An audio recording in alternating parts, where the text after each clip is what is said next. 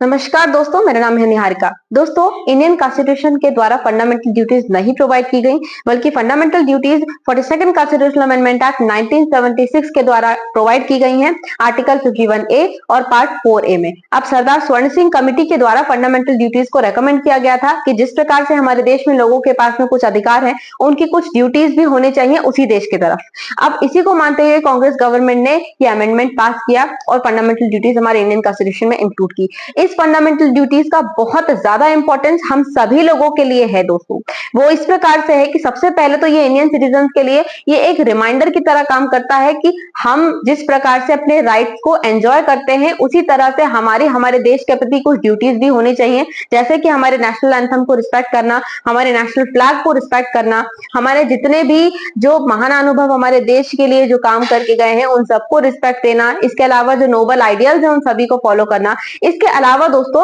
ये हमारे लिए एक वार्निंग की तरह भी काम करता है, मतलब फंडामेंटल ड्यूटी सिटीजन के लिए एक वार्निंग की तरह काम करती हैं कि जो भी एंटी सोशल और एंटी नेशनल एक्टिविटीज देश में चल रही हैं, पहले तो हमें उसका हिस्सा नहीं बनना चाहिए, और दूसरा अगर ऐसी कोई एक्टिविटी हो रही है तो हम सभी को प्रयास करना चाहिए उसे रोकने का, क्योंकि ये हमारी एक रिस्पॉन्सिबिलिटी है हमारे देश की तरफ। अब इसके अलावा ये एक तरह का डिसिप्लिन हर इंसान में, हर सिटीजन में लाता है कि हमारी क्योंकि ड्यूटी है कि हमारे देश की सुरक्षा भी हो और हमारे देश की जो संप्रभुता है वो बनी रहे, तो ये हमारे अंदर डिसिप्लिन इंश्योर करती है। इसके अलावा जो फंडामेंटल ड्यूटीज है ये कानून व्यवस्था बनाए रखने में भी बहुत इंपॉर्टेंट रोल प्ले करती है, जैसे कि कुछ कानून जो बनाए गए हमारे देश में उनको फंडामेंटल ड्यूटीज के टर्म्स में सही माना जाता है और उन्हें इन रिलेशन टू आर्टिकल 14 मतलब इक्वालिटी बिफोर द लॉ और इन रिलेशन टू आर्टिकल 19 मतलब जो 6 फ्रीडम्स दी गई हैं उनके रिलेशन में नॉर्मल माना जाता है और कॉन्स्टिट्यूशनल माना जाता है। जैसे कि दोस्तों 1992 में सुप्रीम कोर्ट के द्वारा भी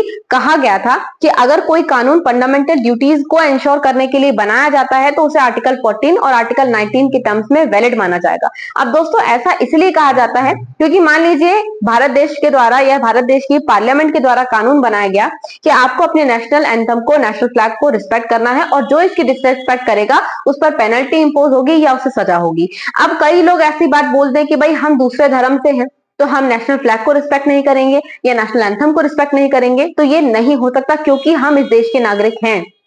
तो वहां पर लोग अपने अधिकार यानी आर्टिकल 14 और आर्टिकल 19 का इस्तेमाल नहीं कर सकते उस कानून को रद्द करवाने के लिए। वो कानून वैलिड होगा क्योंकि फंडामेंटल ड्यूटी को एंश्योर करता है। इसके अलावा दोस्तों फंडामेंटल ड्यूटीज जस्टिसिएबल तो नहीं है, मतलब कोर्ट के द्वारा इन्हें सो मच एनफोर्स नहीं किया जा सकता, लेकिन इन्हें एनफोर्स किया जा सकता है लॉ के द्वारा। मतलब जो हमारी पार्लियामेंट है वो फंडामेंटल ड्यूटीज को एंश्योर कराने के लिए कि लोगों की कुछ ड्यूटीज है और लोगों को अपने देश के प्रति उन ड्यूटीज को निभाना पड़ेगा, कुछ कानून बना सकती है और उस कानून को मान्यता हर सिटीजन को देनी होगी। मतलब कुछ ऐसी ड्यूटीज हैं जो लॉ के द्वारा एनफोर्स की जा सकती हैं, जो हर व्यक्ति में एक सेंस ऑफ रिस्पॉन्सिबिलिटी लाएगा कि हमें हमारे देश के प्रति रिस्पॉन्सिबल होना है और सही काम करना है, भाईचारे से रहना है, किसी प्रकार का हुड़दंग और अराजकता देश में नहीं फैलानी है क्योंकि ये डेमोक्रेटिक कंट्री है। तो इस प्रकार से फंडामेंटल ड्यूटीज ओवरऑल हमारे देश के लिए, हमारे देश की व्यवस्था